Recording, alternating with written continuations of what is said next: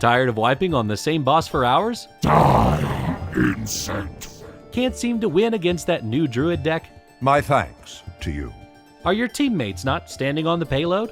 Quit lollygagging. Get on the payload. Well, grab a drink and pull up a chair. This is the Game Case Show, your Blizzard Entertainment podcast. Here are your hosts, Cuddles and Turarts.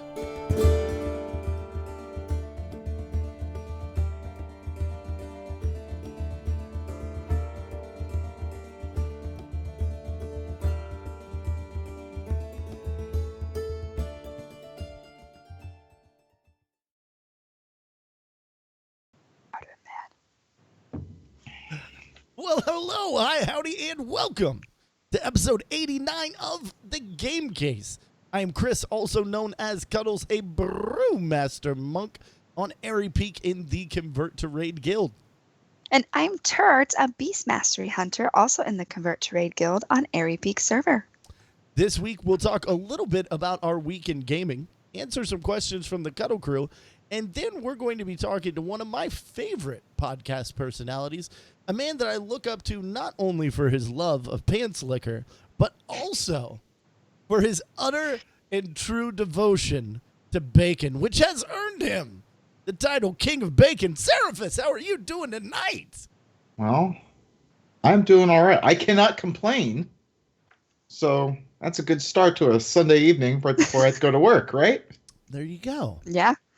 Well, thank you so much for taking time out of your extremely full schedule to hang out with us tonight. Tell us, how was your week of life?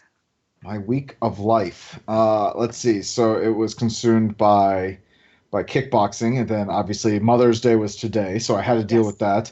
I had one of my employees' weddings to go to last night, which was interesting because it was half like Spanish and half in English. So that was fun. And I don't want to get into the details, but his last name and my wife's maiden last name can be found together on a Wikipedia page for a Mexican drug cartel. Don't even want to get into the conversation of that because we can go off for a very long time. But so that was fun. And beyond that, all right, so I'm gonna do a gripe here at the wedding. So I was told that it was open bar, right? It was open bar, right? And you're like, all right, let's do this. Yeah. So I go up there and I'm like, I want some Johnny Walker Black Label on the rocks. And they look at me and they're like, all right. They put the glass down. They put some ice. I'm like, that looks like a little too much ice, but I'm not saying anything. I'm like, it's open bar. I can come back. And then they pour like half a shot. It was like, dude, and I'm like, come on, keep going. And they just like shooed me away. I was like, this is ridiculous. I like immediately got back in line. And I'm like, wait a minute, am I not supposed to do this? Is this like one of those classy affairs that this is like frowned upon? Like I could see like meanwhile, my wife they gave her a huge glass of wine and she's just like, and I'm just like, she's good to go. And I'm at a tasting here, apparently. Oh. So that was my only gripe. Only gripe about the week. Yeah. Right. Can't really complain. You can't like go against the sanctity of the open bar. When someone's paying for an open bar, they're basically paying for all of their friends, or the majority of them that are not going to be classy, to get absolutely plastered. Like, so, I understand doing like maybe the first pours like that, but did he do you all right on the second pour? No, I found another bartender, a lady this time, and she topped me off. So there that was you good. Go. You gotta find the people with the good pour. It's the same thing if you go to a brewery tour. Every now and then they have like they'll like pour like they won't do a full like 12-ounce pour into like pint glass. But you'll find somebody who'll go a little above and beyond, and that's the person you keep going back to, and that's the person you should tip.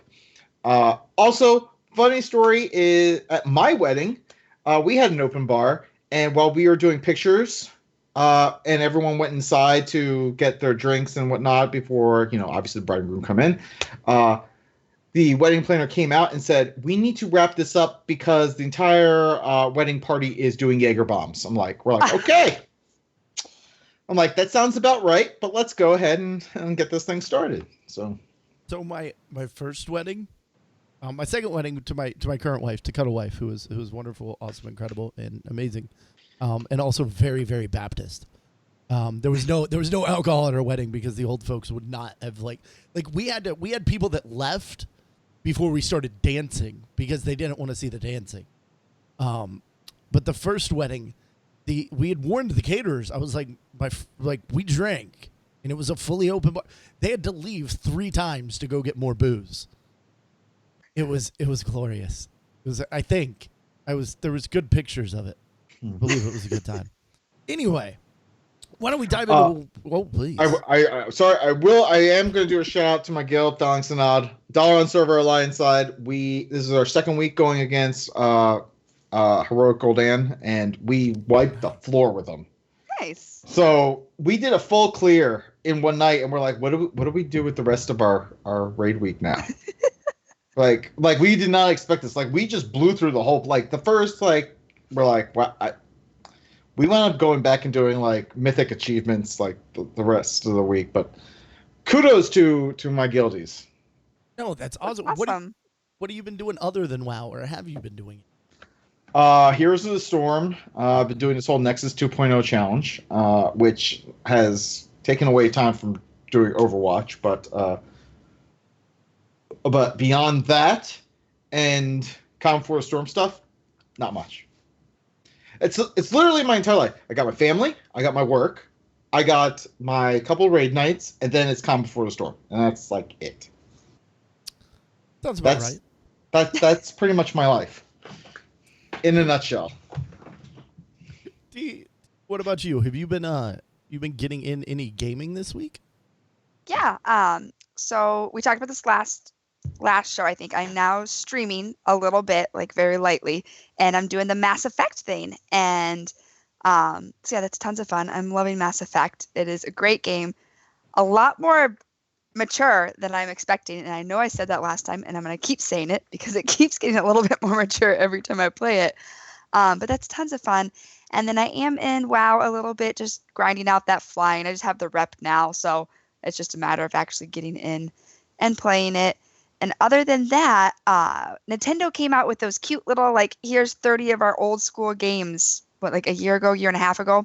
I can't remember when they came out with them. But my mom got my dad one so that he could have those games. Well, my son loves it because it's just all side-scrollers. So he started playing old school Link and old school, the original Adventures of Link and the original Zelda and Final Fantasy. So all these original games, as I'm sitting here, I'm no, you need to. So eventually I just took over and was like, just watch. It's okay. You don't understand this game. It's fine. But that was fun. Nostalgia. Aw, really cool. I did a little bit of Heroes this week because rewards. Give me rewards in Overwatch is a surefire way to get me to play Heroes. And then get fed up with Heroes and then want to not play Heroes anymore. I think I figured out I could do about 10 matches. I could do the required number of matches, and then I'm just okay, I'm through MOBOing. And I like Heroes. I enjoy it as a game. I wish I liked it. It just hasn't been. It's never really been my bag. I did on Friday. I got to play a little bit of Duck Dynasty. I put on a camo shirt. And for those of you that don't know, Duck Dynasty has a video game, and it's horrible. And it has a lot of full motion video, and we drank Jack Daniels and we played Duck Dynasty, and that was a whole hell of a lot of fun.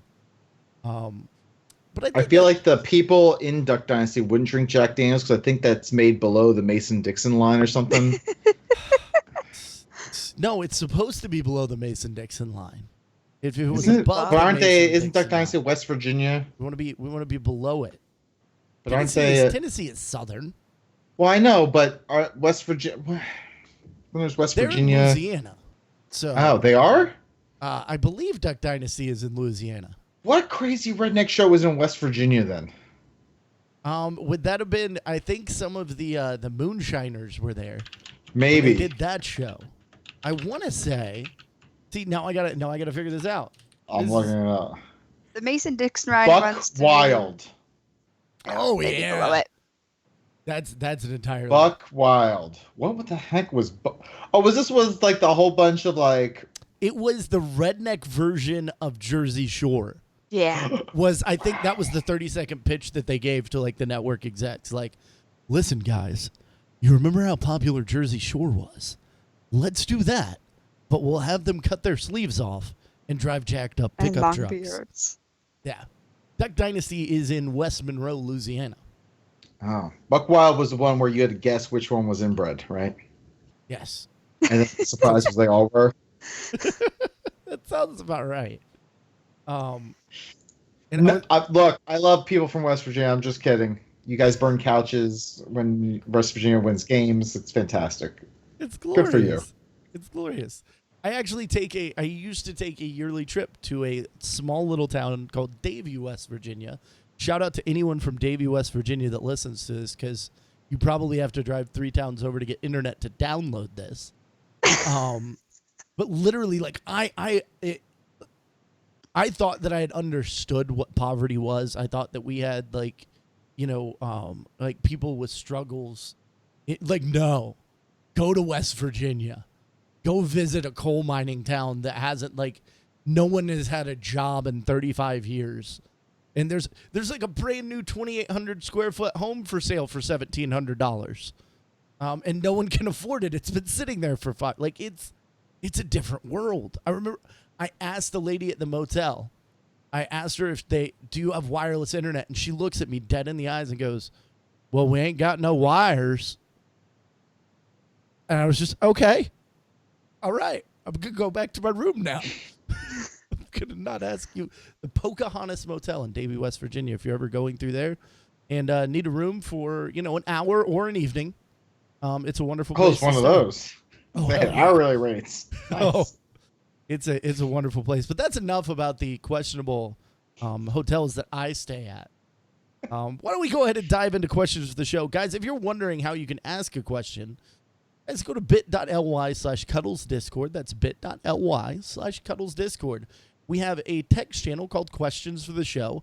After that, it should be kind of self-explanatory. Put a question in there. We'll answer it, and we'll say your name, and it'll be fun. So, T, why don't you go ahead and read our first question from Totem? Yeah, so first question, Totally Drunk asks, outside of the awesome community events, what are you looking most forward to at BlizzCon this year? Sarah, why don't you kick it off? Yeah. Viking truck. They get this I forgot which one it was, but they just put bacon on there's this one giant hot dog where they put bacon on it, and then they put bacon on the dragon egg. I'm looking forward to it. Okay. Also, there's this place called Slater's 50/50. I'm going to try and get there again this year, but they make this burger that's 50% beef, 50% ground bacon, and it's phenomenal. And you could add bacon on there, and it's just delicious. And I always wind up going, and I saw some articles, some people posted they got bought out. So I don't know if they're still in operation. I need to do a whole bunch of research, and I just haven't had time. But what I look forward most to is going off my diet. That's fun. Not caring at all. Oh, that's glorious. And so, what about you? Oh, I was going to say, for those that don't know, outside of BlizzCon, in the courtyard, in between the Hilton and the Marriott, there's a large conglomeration of food trucks. Most famous among them all, the one that Sarah mentioned, the Viking dog truck. And I haven't actually tried it yet. I haven't. This will be year number 3. I have not tried it because I am food wise. There are 2 places that I'm most looking forward to. Roscoe's Chicken and Waffles. I am a hardcore devotee of the fried chicken and waffle phenomenon that was started originally at Roscoe's in Compton. As Notorious B.I.G. once said, I pimp hoes at Roscoe's. In fact, I don't really. I just get the Obama special, and it's delicious. And then Umami Burger. I got introduced to that last year thanks to Thule and Pasha and Totem. But really and truly, I am 10 out of 10 most looking forward to hugs. That's it. just getting to see everybody and being around everyone. The events are all incredible. DitchCon, Calm Before the Storm, Well Played Party, that thing that Blizzard does, BlizzCon, I think it's called. I don't know. I think it kind of happens after all the cool parties. I've never got to go to Wowhead. I've always wanted to sneak over there, but I'm always doing Well Played. Look, you can get BlizzCon on tablets now. By the way, Yes. you can do it at BlizzCon poolside. Just heads up. By the way, That's the thing. I did BlizzCon without a ticket last year, and it was glorious. It was absolutely glorious. But 10 and 10, I'm looking forward to the people. I'm looking forward to the hugs and getting to see the people that I only get to hang out with far too infrequently. T, what are you most looking forward to at BlizzCon this year? Well, assuming that I'm going, I've never been to BlizzCon, so I don't know. I honestly don't know. I think I'm going to be quite overwhelmed if I end up getting out there this year. But there's just so many people. Like I've met in our guild, like maybe a couple dozen in real life. But I'm, being the events lead, I know tons of you in like the game, so that's going to be quite interesting. Just seeing the things and getting sun in November, because I live in Iowa, where you very well might have like 6 feet of snow in November. So that'll be very exciting. But you have corn. You have corn. Hey, sweet corn season's about to be coming up, and I'm super excited because only in Iowa, well, it's a Midwest thing. You pull over on the middle of the highway and buy corn from some sketchy guy's van because that's legit. And it's the best thing ever. It's like Bang Bus for corn. I've seen that. Never mind. No, where my family lives up in like Indiana, still kind of the Midwest, and you pull off. There's one little farm that you pull off the side of the road. You drive down a dirt road for like 15 minutes, and then there's just like a fresh vegetable truck like you'd see at like a farmer's market, and then there's just a cash box. And like it's not locked. There's no slot in the top. Like you are expected to make your own change, and then also like pay appropriately for. Last time I went there was like $75 in that little box, and I feel sorry for those people if they were counting on it to eat. No, I didn't steal their money, but they do have some of the best sweet corn, and it's entirely worth the drive. And whoever you are, just outside of Princeton, Indiana, across the Illinois state line, I love your corn. Yeah, we're not saying that. So do we have any other questions? Oh, we do. From Kara, aka Zandara.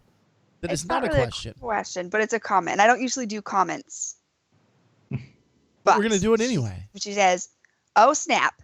Not a question, but a thank you for Friday food Twitter pics. I think that's for you, Ceraphus. So Friday. I get a lot of hate for those. I keep track of so like before I start, like I'll just say like, all right, here's my follower count. At the end of the day, like how much has it gone down? And people always unfollow me on Fridays. It's great. I don't even care anymore. Like I used to get like really nasty DMs and then unfollowed, so I couldn't like message them back. Like one person told me that me posting up pictures of dessert foods triggered them, and I was an a-hole and the worst kind of person, and they unfollowed me. And then I was blocked on Twitter. And I was just like, if posting a picture of a dessert triggers you, the internet may not be the best place for you. That was going to be my response, and then that's when I found out they blocked me, so I couldn't really say that. So if they're listening, you know who you are. Just gonna say that. I'm sorry. I unfollow. I'll follow you again, Ceraphus. I mean, it's like people who say like, "Oh, cats trigger me." Like, look, you're gonna have a bad time on the internet then. Yeah, and there's not at all to minimize people actually legitimately, because I understand that there's people legitimately working with a military charity, for example. I understand the legitimacy of people getting triggered, but if you're getting triggered by a picture of a donut, folks, you too are misusing this word, and or avoid the internet. I don't know what to tell you. But that would be a terrifying world to live in. Like a terrifying world. The donuts, I would be scared. Oh. I mean, I'm glad some people like it. Ooh, donuts. Okay. What is this hashtag? Can you give us a little bit of the history? How did this come about? Oh, let's get hungry. All right, so Yes. it goes. I can't remember what hashtag was trending at the time, but it was like my Twitter feed was just so blatantly angry and upset. Like, I mean, not unlike any other day. Let's be honest, but this was like more so, and it was all around this one. Like, it was something like let's get angry or something, and I was just like, why? Why do we have to get angry? I'm like, you know what? I can't stand this. I'm going to just start posting pictures, and I'm going to a delicious food that I want to eat, and I'm going to use the hashtag Let's Get Hungry instead, and see how many people I piss off. And I pissed off a lot of people, but then it became a thing because like I didn't do it the following week, and people got upset. So then I did it the week after that, and people were happy. Some people were upset. And then I started getting messages about people saying, "Are you going to do it again?" So it just became a thing. It's definitely a thing. Everybody, It was really. Kevin just from my Dark Moon Herald has what, Mugshot Monday, and like I think that's the only other hashtag that I've really seen catch on. And yeah, yours just blows up my feed. Like I've gotten to where I don't look at Twitter on Fridays anymore. Well, that's fine. I'm kidding. That's fair. It's fair.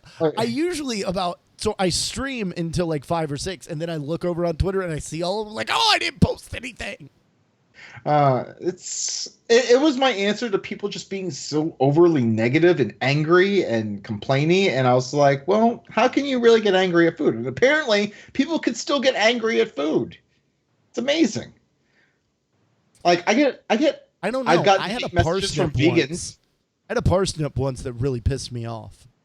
I don't even want to get into it, but if you're still out there, I'm coming for you. Look, also, if you're a vegan and you're following me on Twitter, you're probably going to have a bad time. I'm just going to, I don't mind your choice. I don't understand it because I love bacon. But, like, if you're going to get upset with me for posting pictures of meat, like, I can't help you. Like, just unfollow me. It might just be better for you. But you may be angry because secretly you want the bacon. And that's okay. That's okay, too. I will help bring you back. I will help bring you back. I just watched an episode of Master of None over on Netflix because I do Netflix, a show about Netflix originals. I know them very well. When I am is on it, I'm not all that responsible. But anyway, Aziz Ansari is one of the comics on there. Or I guess he's the one that wrote it. He's and amazing. He grew up Muslim, but like he's at one of his friends' houses and he's like, "Ooh, what's this?" And he's eating it. And the mom's like, "Oh, that's bacon." And he's like, "Oh, oh." And then like the rest of his life he struggles with not telling the rest of his family that he loves bacon. So, yeah. No, bacon is glorious. Bacon is the gateway meat. It truly is. Amazing.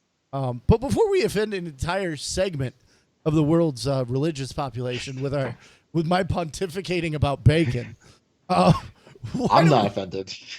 Neither am I. I ate like half a pound of bacon for breakfast this morning. I'd wrap myself in bacon if it was socially acceptable. I don't know why it wouldn't be. They do seaweed wraps. Why can't you do a bacon wrap? I like the way she thinks. I like this. A men's salon where you get like motor oil facials and bacon I'm opening wraps. this up. Let's make the motor oil Done. facial. No, but you could. We don't have to get that. Okay, well, I'm not going to. You don't have to get that. But a big guy named There is like probably Bubba a comes market in and for just this. squirts you with an oil can. No, Start taking it. it's not gonna. I think of the guy from that movie, that arm wrestling movie, Over the Top, where the guy was drinking motor oil. That's what I just thought of. By the way, for all you youngins, if you haven't seen that, one of the classic Sylvester Stallone movies, go see it. And actually, this is an important question before we do jump into the meat and potatoes of the show. This is a hotly contested debate. I here on already the Game answered for Case. him. It's fine. No. We need to get No. his very knowledged opinion. With the brownie, are you an edges guy? Are you a middle of the pan guy? What do you like? The There's delicious, no both. You have to crispy pick. outer edge, No, or the crunchy gooey edge fall is apart gross. crap Gross. in the middle? So, Here's the thing. Uh-oh.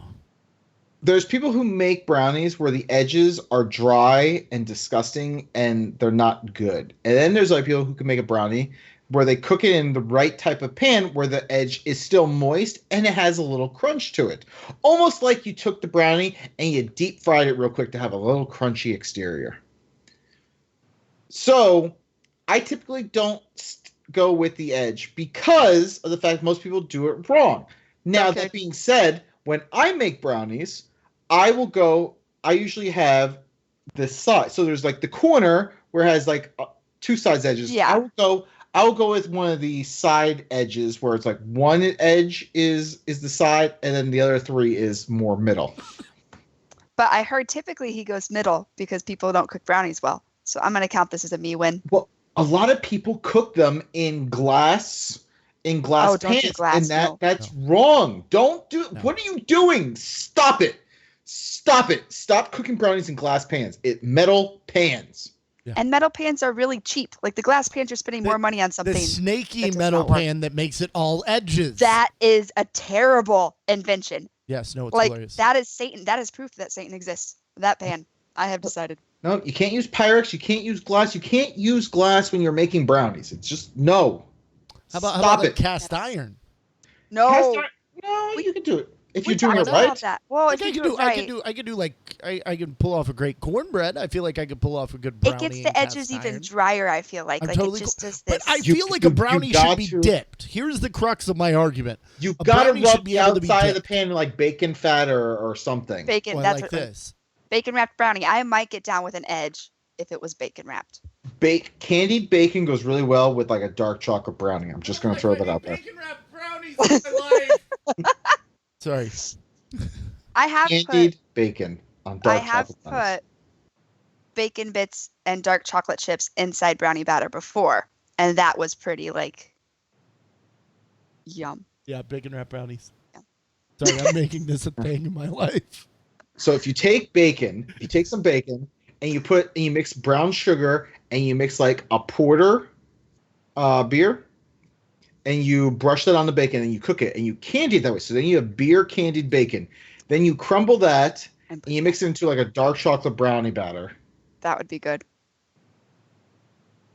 You're welcome.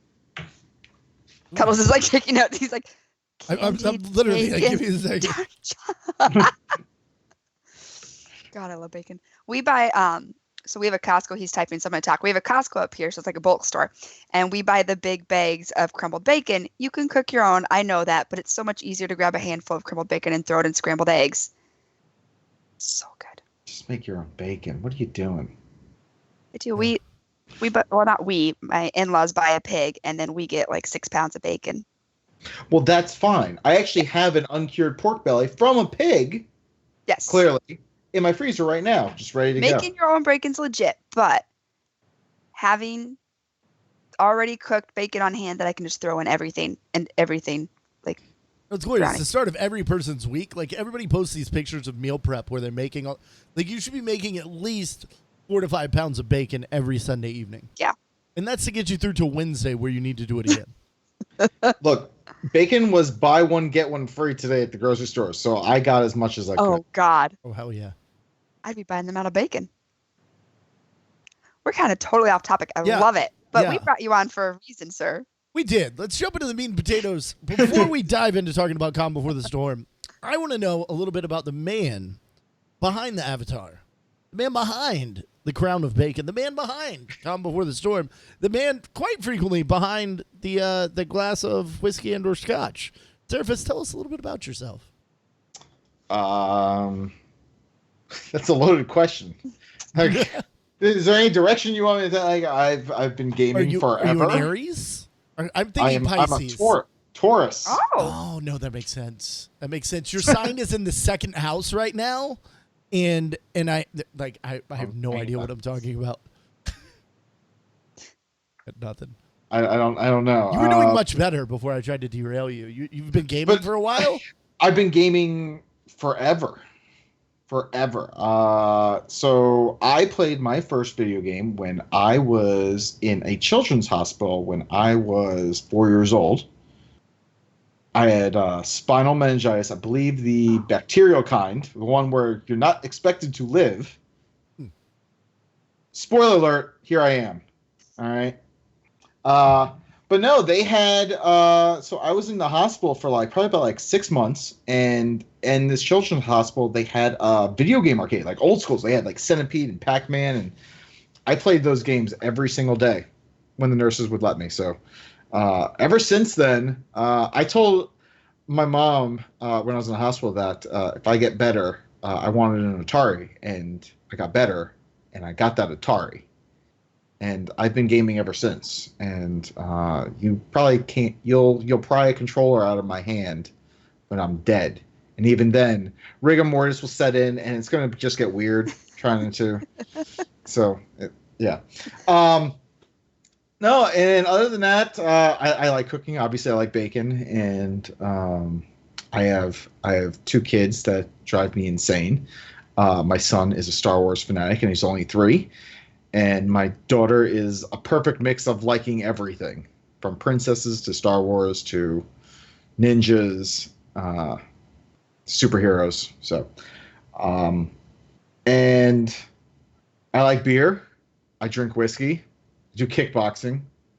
I've run a guild in World of Warcraft for the past 12 plus years. Oh, wow.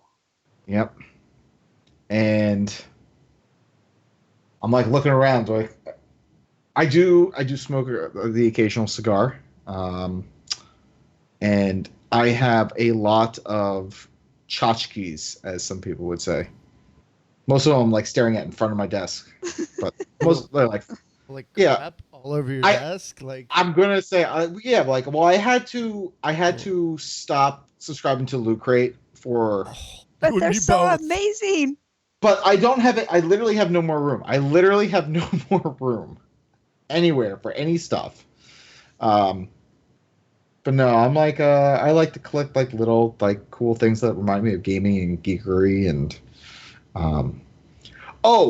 and my superpower is I can use movie quotes accurately in business settings. That's a good superpower to have. Example, please.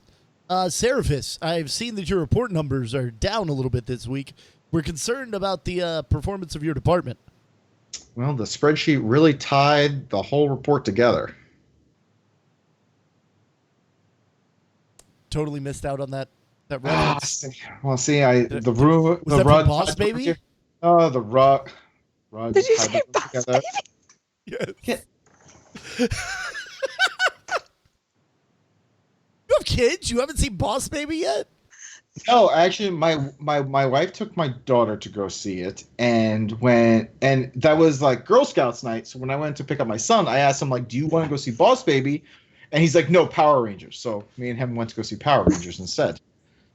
Mighty Morphin Power Ranger. And are they still Mighty Morphin, or are they just regular? Have they dropped off for the corporate bandwagon? I think they jumped off the Mighty Morphin, but the Go Go Power Rangers song was briefly in the new movie.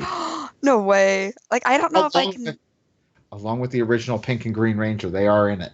Okay, I might have to, because I was the Pink Ranger for 3 Halloweens when I was younger.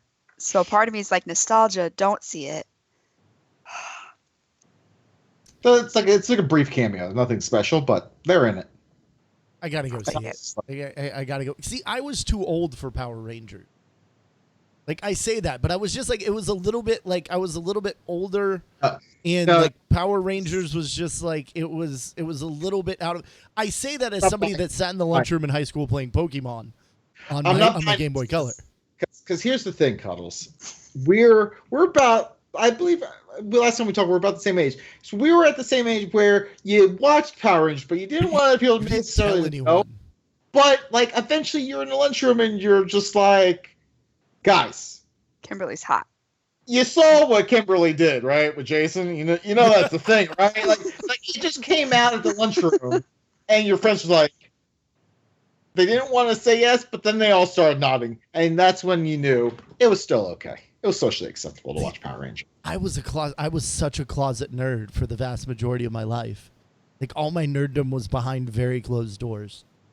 I went to Star Trek conventions and no one knew.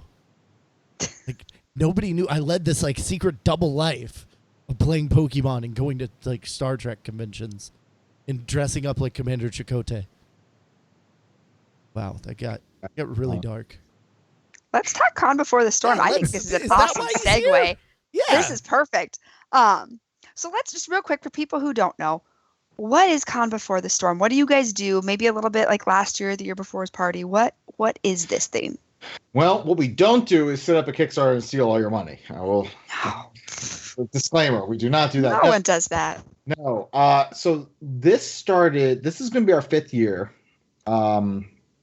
And it started off as just World of Podcasts. And World of Podcasts was just us wanting to get podcasters together to just kind of celebrate podcasts, because we're just like, it'll be fun. We could do like a panel show, and like it kind of just evolved from there. And then we did it first year, and then the second year, next thing you know, we added some spaces, and we added like an art gallery, and then the next thing you knew, it got really big, and we're like, this is more than just podcast, so we need to kind of rebrand it, and we did, and so it became Con Before the Storm, and so Con Before the Storm was born, and then in 2015, and then in 2016 it was Con Before the Storm, and this is our 3rd year of Con Before the Storm featuring World of Podcasts. So it is a community event. It is 100% by the community for the community, and we always tell ourselves as the largest pre-BlizzCon party by fans for fans, because there are other parties that happen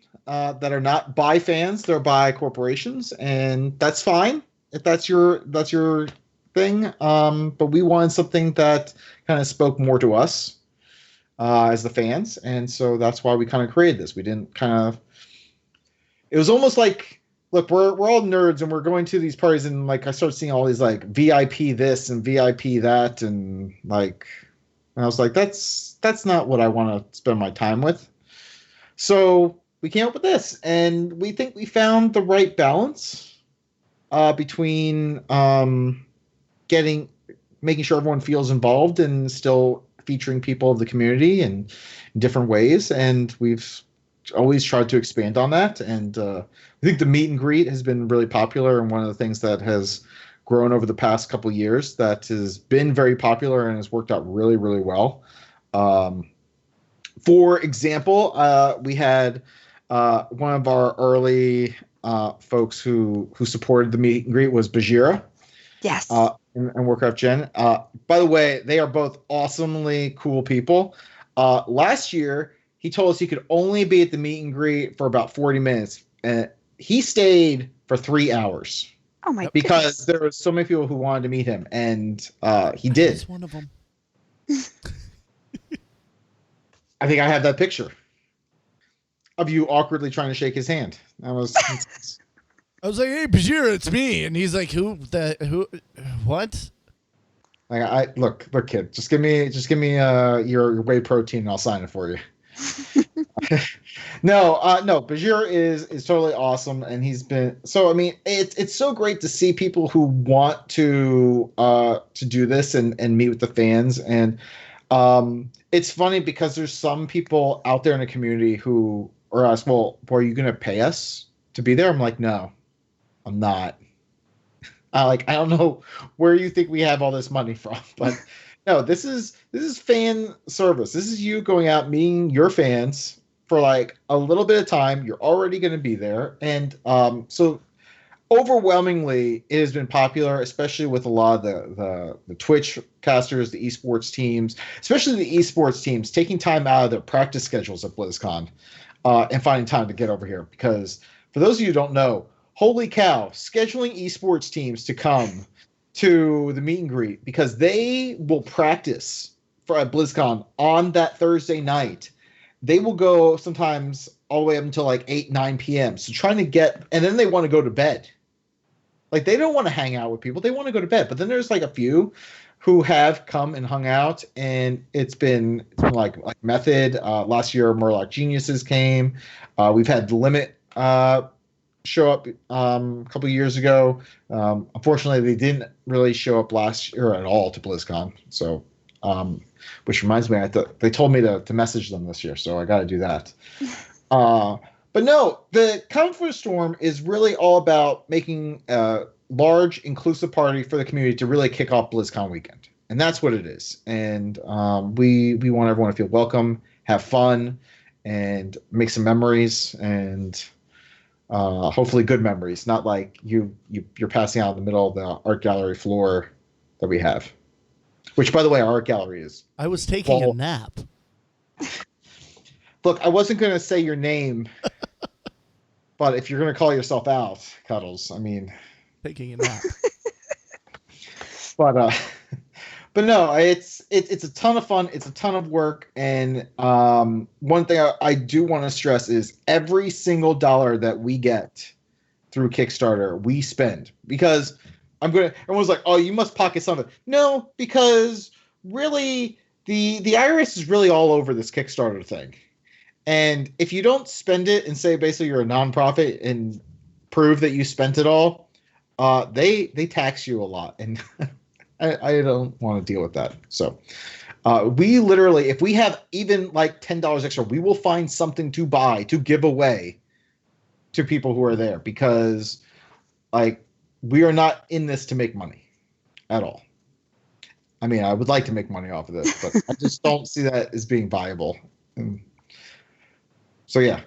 And you guys have 15 days left as of the time of recording. The show will probably go up on Tuesday, thanks to Twitch's 24-hour exclusivity of this content. 15 days to go. There'll be about 13 days to go. You guys are at 16,275 of your $14,000 goal, so you're hitting the stretch goals. We're 225 away from the first one. $225 away from your first stretch goal, which is a Frog Pants and A-Move meetup? Yes. So we are working with, so we've been working with Garrett Weinzer and Scott Johnson, and they've been looking to do a Frog Pants and A-Move TV meetup. And so we teamed up with them and said, why don't we add it as one of our stretch goals? And I'm pretty confident we're going to hit it. Look, I knew no one was going to back today. It was Mother's Day. People should have been spending their money on their mothers, unless you hate your mom for some reason. But we won't get into whole like psychological issues there, and I don't really want to deal with that. But no. So I'm pretty confident we're going to hit that. I still need to schedule some streaming stuff to really drive home the final like 48 hours or so of this. But no. The whole idea this year behind our stretch goals is to kind of just show folks that, like, if we want to get back in the space that we had last year, we need to hit stretch goals. And we want to get back in the ballrooms. Everyone really said how much they thought the ballrooms were pretty awesome. We want to improve upon that. But in order to do that, we need to hit those goals. So right now, we are on the fourth floor in the rooms that we were in at not last year, but the year before. And if we hit the stretch goal, we'll have a dedicated spot for the A-Move TV and Frog Pants meetup. And we're working on a really super special thing for the next stretch goal at 19,000. Potentially, let's just say that if you don't pick a tier with a pre-party ticket, you may want to get a pre-party ticket, because it will be pretty awesome. But if we hit this next stretch goal with the A-Move TV and Frog Pants meetup, beyond that, every backer, at least with the backer pack or higher, will get access to the online art gallery raffle. So for most people who don't know, this is like the bane of my existence, is giving away the art at the end of the night. It's never worked out well, and I apologize profusely for it. We've tried multiple different approaches. But this year, we're going to do exactly what we did with the Kickstarter. We're going to do it all ahead of time. But we are going to give our Kickstarter backers premium access to that gallery and select which pieces they want. And we're going to choose those folks for their pieces first, and then everyone else. So backers get first crack at all the art. That being said, we have art lover tiers that get you a guaranteed piece of art. That doesn't change. And anyone with the art lover tiers or the upgrade art lover or a tier that has the art lover in it, they still get their guaranteed piece. And they also get to participate in raffles, so they can get 2 pieces once we hit the stretch goal. And for those of you who don't, this isn't like a couple of like preschoolers like doodling like on me something doodling on a napkin. No, this is yeah. This is is some people. These are people who have won like awards through Blizzard for their art. Some of them have even been hired by Blizzard to do art. We've had some of the books, like the Chronicles book, features some of the art that we've actually had in our gallery previously. Some of these artists are just absolutely amazing, and I would be lucky to have a piece of this framed and hanging on our wall. It is incredible stuff. And we've tried posting up some examples of it from last year. But yeah, it is the art gallery is one of my favorite things, and I get to be a little bit more involved because I begged Z. I was like, can I please like talk to some of these artists this year? And she's like, fine. She's like, I hated doing it last year anyway. I was like, yes. And I feel like now she's like, you're gonna hate it, but I'm like, I got really excited. I like found like over like 700 pieces of art to like 400 different artists that I want to contact. Oh wow. Yeah. So we actually go out and hunt for art that we think is amazing. And we then personally contact the artist and say, we would love to feature your art in our art gallery. So definitely one of our favorite things, and something that our friends over at Ask Mr. Robot actually kind of helped nudge us into. So that was really cool of them. That's awesome. So we kind of touched on this a little bit. Obviously, the party is Kickstarter backed. People might be looking at this, listening to this recording later, being like, okay, you're funded already. And we've touched on those stretch goals, but what is going to make those stretch goals push you guys over for this party? Why should people, seeing you've already reached your 14, donate to get you to the 16, the 19? It's really the space. So a lot of you who've gone to BlizzCon saw what our party was like when we were in the smaller rooms on the 4th floor of the Hilton, and a lot of people got to see last year what it was like when we were in the 2 ballrooms, like kind of a lot more space to kind of just spread out. And I personally think the ballrooms were really great for that function. So we're trying to do this in tiers where we'll, if we hit 19,000. We'll put World of Podcasts in a special room on the 4th floor. We'll be very closed off so it doesn't have and we'll move like the art gallery and the meet and greet to one of the ballrooms. And then if we hit the final stretch goal, what we'll do is we'll put all the art gallery meet and greet into one ballroom, completely seal it off this year. We won't leave it open, and then we'll put World of Podcasts in the other one. That's awesome. Are there any, like, you've kind of hinted at this, are there any surprises you guys are maybe working on for these stretch goals other than what's listed on there?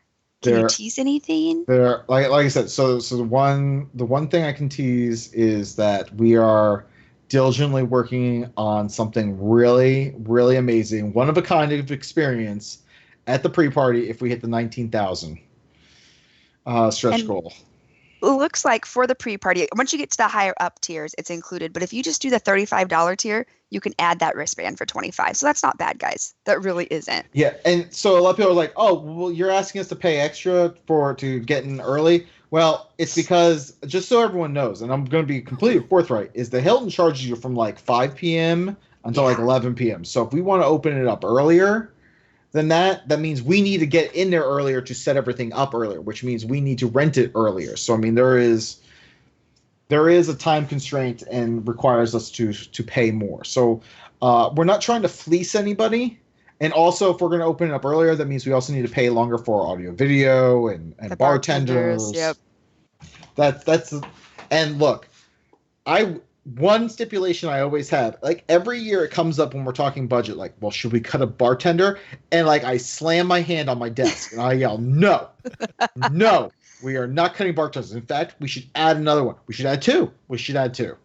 And usually Zia is staring at me, giving me the evil eye through Skype. And I'm like, I'm not budging on this. Like, what? What are you going to do? You're like 5'2". Can't do anything. Get out of here. But no. So I have diligently worked all the numbers with all the different contracts we've had, and we want to make some really, really fun things happen.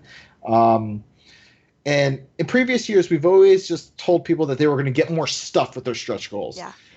But really, behind the scenes, it was because of the stretch goals. This is what we're going to be able to do with it. But we didn't really make that public. So this year, I want to just kind of be a little bit more forthright, saying like, look, this is what's going to happen. This is the type of party we're going to have, depending upon our funding level.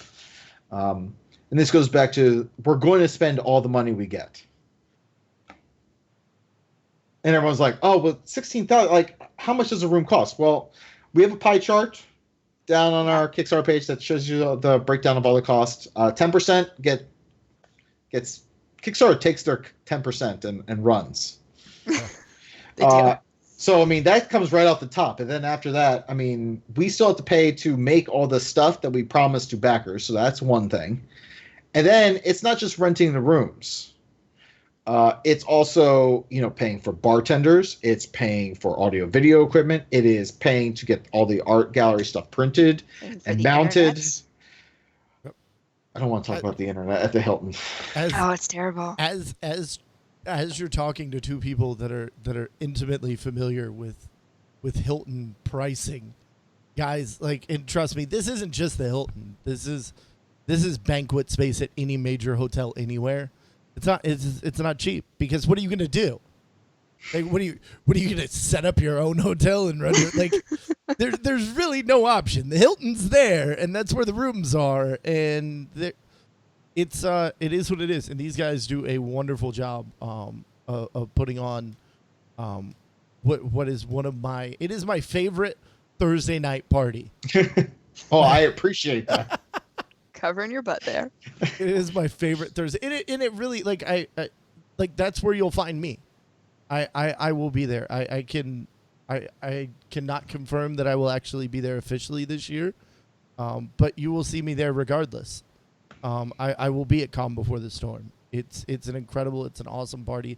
It's a great gathering of the community, and it's just they do a really great job, and that's coming from somebody that is in a very, very small part involved with planning a party on Friday night.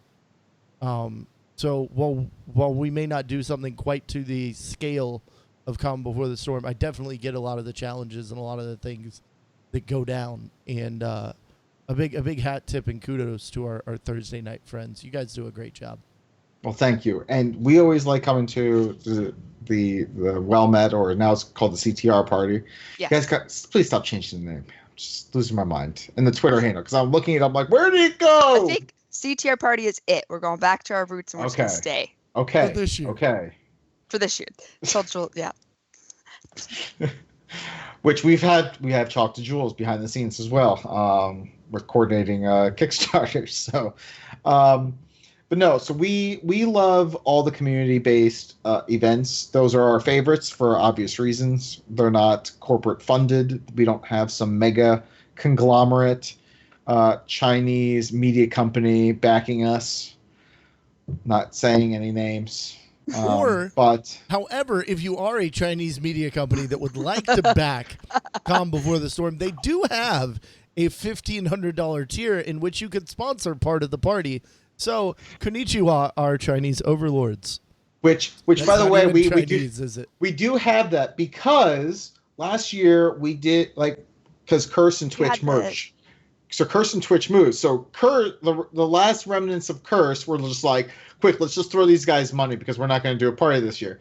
And which was great. It was fantastic because it allowed us to bump up and get the ballrooms at that point. But what we didn't realize at the tail end of everything was the way that they paid us.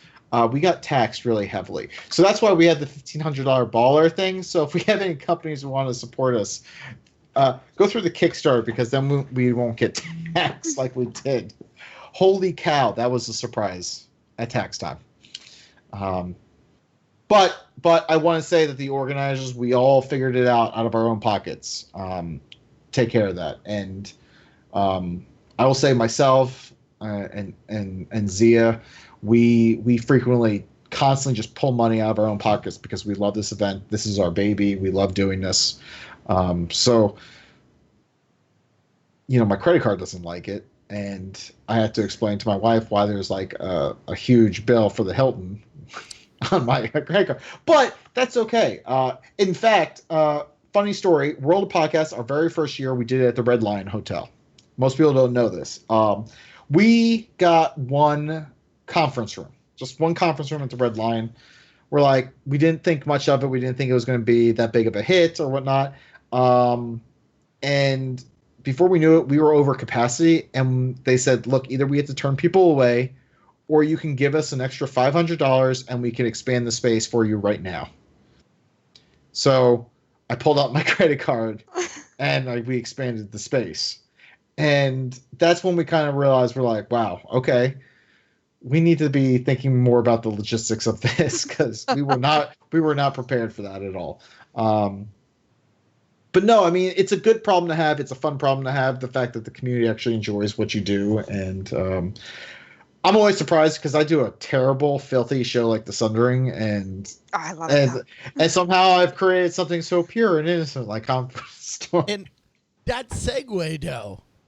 Let's actually, before we wrap things up, I want to hear, for those that may not know about The Sundering, because it's one of my favorite podcasts. It's one of the things that I still keep listening to. And I used to listen to podcasts on my work commute, which was like 3 hours, like all told, every day. So like my podcast listening has shrunk way down. But my favorite new mother, my favorite whiskey drunk, and my favorite bird lover happen to do this wonderful podcast called The Sundering, and it may still be in my podcatcher and still frequently listened to. So tell us a little bit about The Sundering.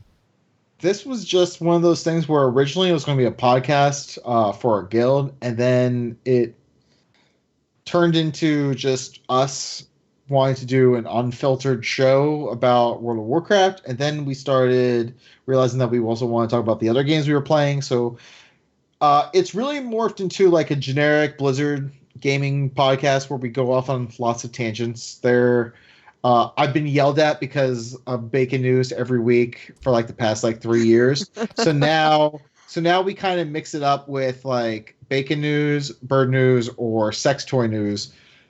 Look, it's what happens.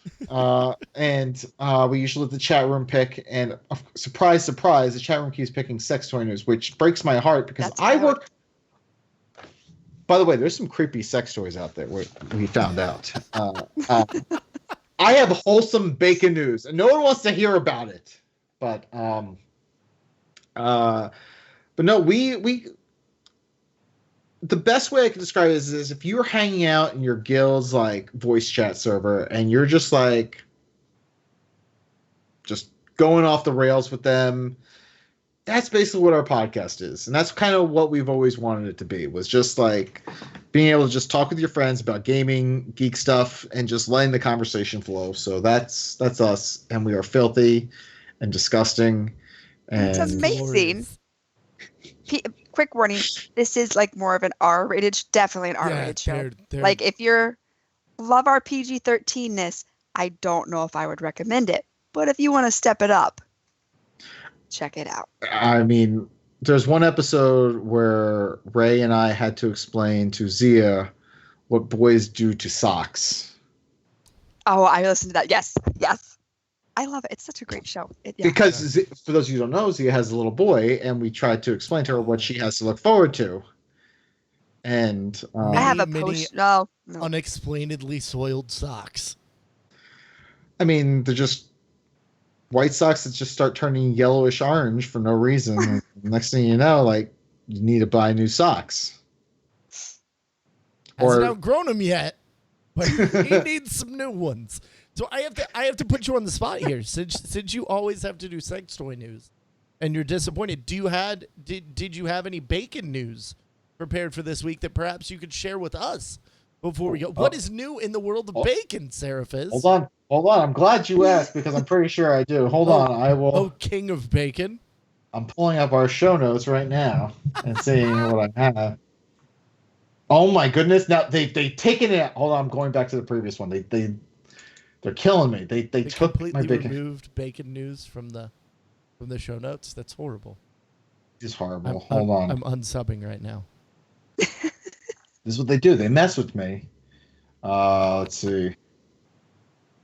No, we talked about that one. No, they took it out for good.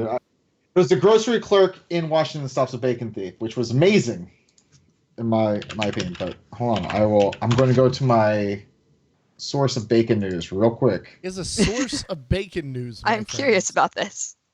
I can't reveal my secrets on this one. Sorry, this one I'm taking to my grave. Do you have like a bacon? Like, have you switched from Loot Crate to like? Because there's got to be a bacon box. If there's not a bacon box, somebody needs to make that happen right now. I'll take my royalties. That's my intellectual property now. I said it. By the way, if you live in Denver, you can win a year's supply of bacon at the Denver Bacon and Beer Festival. Done. There. So hold on. What's a year's supply of bacon? That's a very good question. It's probably like a pound is this a week. Normal person's supply? Actually, you can't because it was yesterday, the 13th. So, we'll get the opportunity to win free bacon for a year. Let's see, it's all you can eat. It's from a bacon eating contest, and all you have to do is eat 16 strips of bacon. Really, that's it? My God, I don't know why I'm for doing breakfast. Like, not even joking. I ate that today. And then Really? thought about cooking more bacon. It says that the last year's winner took 3 minutes. This is my disappointed face. Are these sandwich-sized slices of bacon What that I'm is not going aware of? on here? How big is this piece of bacon? I don't know. They don't say like I can what a kill year's 16 strips of bacon. We That's might have to terrible. do this on the next show. Okay. Next time we have Ceraphus on, we will have to prepare him and let him cook a pound of bacon. I'll cook a pound of bacon, and we can have a bacon. We can have a bacon off. Why didn't we do this? Damn it! You know, at the very first World of Podcasts, I was brought bacon from the IHOP next door. Oh, Like it was like midway through the event, and someone just brought me bacon. that's better than buying you a drink. Like, that's I mean, bacon. I guess like some people have to worry about if someone's like putting like a roofie in their drink. I guess I have to worry about people putting a roofie in my bacon. People are drugging bacon and handing it out. Don't drug bacon. But don't drug anybody. But don't drug bacon. Don't. That's bad. No, that's unholy. Oh my Blasphemy. gosh! So guys, this is going to bring us to a wonderful part of the show where we get to do some shout outs. Ceraphus, do you have anybody that you would like to shout out to this week? Oh, shout outs for this week. I will. I'm going to shout out again to my guild, Phalanx Nod on the Dollar on server. They are awesome, amazing people. I look forward to our raid nights as my moment of zen, and of course to my podcasting co-hosts Ray and Zia, and obviously Zia for being my co-organizer on Common for the Storm. But let's be honest, she's also super fancy, and she's been going on multiple vacations over the entire course of this Kickstarter, leaving me in the foxhole taking grenades. All right, well, that was not really a shout out to her. That was more shouting at her. What? She's on a. Has she returned from her secret mission yet? Don't. No. Don't open boxes, Cuddles. Oh no. She I'm might also be back. waiting on her for something. She should be back by Tuesday on the show. Okay. The Sundering Nights. Okay. And so she should using air quotes. I'm waiting on her for the scheduling of another show. So. Trust me, I know. Good luck with that. I know, right? Oh well. T, what about you? Shout out to, for some reason, you guys are watching me on Twitch, so shout out to you guys because I suck at Mass Effect. So I don't know why you are, but I appreciate it. Yeah, that's all I have. It's a really pathetic week, but thank you, Twitch people. Aw. Well, I would like to shout out first and foremost to our wonderful, our beautiful, and our lovely guest here, the amazing Ceraphus. I literally, you're one of the people in podcasting that like I've always looked up to, and I've been listening to for far longer than I've been doing this. No one should look up to me. I am a filthy human being. That's why we love you. But so am I. I'm just not so much on the internet. It's glorious. Also, I want to say a very special shout out to Cuddlewife and to Turarts, the two moms Oh, involved in the production of this show, and all the mothers out there. Guys, happy Mother's Day. I hope you had a wonderful one. This will catch you after that if you're listening on the download. And also, not to bring us down like 83 notches, but shout out to anybody that is anytime attempted to become a mother, and for reasons out of their control is not one, whether it's through any reasons. And special shout out to my mom, who gave me up for adoption for the good of myself, and who is now back in my life. Awesome lady. And to the woman that raised me, my other mom. It's really confusing when you talk about it that way. But happy Mother's Day to everyone, however you happen to be related to it. This brings us to a very important and hopefully not nearly as depressing part of the show, where I get down on my virtual knees and I beg and I plead with you to leave those all-important 5-star iTunes reviews. So, guys, if you like the show, if you enjoyed what we did tonight, I want you to leave 5 stars for the Game Case show. If you didn't like what we did, I want you to leave 2 stars for Bacon is Basically Pig Poop, a show that tells you that bacon tastes bad and you shouldn't eat it. They are Did wrong. you just say bacon is pig poop? No, It's a I horrible can't. podcast. They need 2 stars. Wait, is that an actual show? No. Whoa. So this He is makes like these up. This is like a debate. I make these up on the fly, and then I have people listening, like afterwards, that are looking for these shows. Like I will never, if I ever call out something that I make up in my head and it's a real podcast and we get an email from them, I'm going to feel horrible. Like 2 stars for the I Hate Bacon podcast, a podcast about why bacon is an unclean animal and should not be eaten. Ceraphus, where can It's not a show. It's not a real show. It's okay. We're good. We're good. Everyone We calm down. actually had somebody that said that they Googled them every week. Oh, well, I just did, and I was a little worried, and it's There you go. not. So. We're good. We're good. All right. Okay. Ceraphus, where can people find you on the internet? Well, you can find me on Twitter at Ceraphus, also on The Sundering. You can find all of the information about The Sundering podcast over at thesundering.net. But most importantly, Calm Before the Storm. Calm Before the Storm, you can go to the website, calmbeforestorm.com. Also, our Kickstarter. You can search for Calm Before the Storm 2017, or you can click through the website, Calm Before the Storm, or we also have a nice little handy URL called kickstarter.calmbeforestorm.com, which will take you directly to our Kickstarter page. We appreciate it. Last year, we had approximately we had some really cool community peripheral people there who estimated that we had about 5,000 total people. If all 5,000 people who attended Calm Before the Storm donated $5 on our Kickstarter, we would have hit our final stretch goal already. So every little bit helps. We appreciate it. We appreciate the fans who enjoy going to the event. And if you're not going, we will ship your rewards. So if you still want the rewards, we will still ship you stuff. So Yeah, and guys, if hearing this wonderful and beautiful human being in Ceraphus talk about Calm Before the Storm wasn't enough, if I hold any like sway or I don't even want to say respect, because if you respect me, I'm seriously questioning your sanity.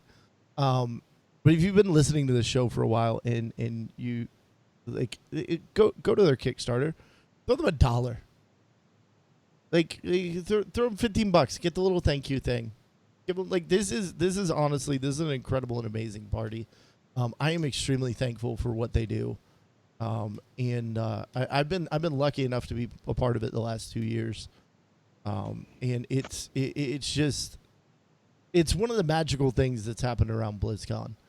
And they deserve your attention, they deserve your money, and go to that Kickstarter link. It will be in the show notes. It is also in the chat right now. Guys, I think that's going to do it for today. That's Yeah, it. we are taking the next week off because Cuddles is going to be somewhere fabulous, I'm sure. Oh I don't know shit! where you are No, next I week. should say things. Next week on the 20th and 21st, we will not be doing a show because I will be raising money. I will be doing 2 12-hour streams for stackup.org. It is our call to arms. May is Military Appreciation Month here in the United States. If you guys don't know about Stack Up, then you probably haven't been listening to our podcast. Go back a few episodes. We did a interview with the wonderful guys from stackup.org. It tells you all about our mission, what we do. It's a great show, and it'll keep me from rattling on for 15 minutes about it right now. So we're gonna be doing a little bit of fundraising, raising some money for the troops, and that will be where I is next week. We will be back the following week. We will either be back with the guest because it's Memorial Day, or I will just rope Cuddles into playing games, and we'll just play games for an hour and a half instead of talking. We'll Tea and see what Cuddles happens. After dark? Maybe we'll bust out another Tea and Cuddles After Dark. But yes, it's Memorial Day. I think people tend to travel, so that might be Memorial Day is coming up. It is 2 weeks. Barbecues to be had. There are. Bacon, cheeseburgers. Oh, those are good. Bacon burgers. Just a burger entirely of bacon. Has anyone done this before? Yeah. Like I was telling you, BLT without the L and the T. Well, I mean, you could do it, but I mean, you have to grind up the bacon. Oh, obviously. you're talking that. Okay. We have. Okay, let's go ahead. Let's end the show, and I want to tell you. I want to tell you about the pizza after the show. The 4th, we will have Jules and Pat on to talk about another party we kind of hinted at, the CTR party. Jules Scott, Pat Zug. So that'll be our next confirmed actual guest show, unless the 28th something happens. Something will happen. All right, guys. See you soon. Thanks for having me. Thank you for listening to The Game Case Show. Be sure to follow us on Twitter. You can find Cuddles at The Game Case, Tourarts at Tourarts, and you can find the show at The Game Case Show. Join us live Sunday nights at 10 p.m. Eastern at twitch.tv/thegamecase. Archived episodes are available at youtube.com/thegamecase. The theme music for the show is Celtic Impulse by Kevin MacLeod of Incompetech.com and is licensed under Creative Commons by Attribution 3.0.